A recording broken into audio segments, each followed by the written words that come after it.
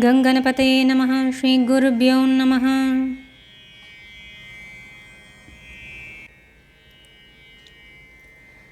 துட்டர் குதர்கள் தொலைந்தே பொடியாய் பட்டே இரிய படையை விடுவாய்.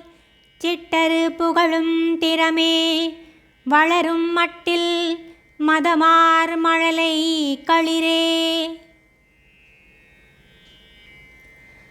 துட்டர் குதர்கள் தொலைந்தே பொடியாய் பட்டே இரிய படையை விடுவாய்.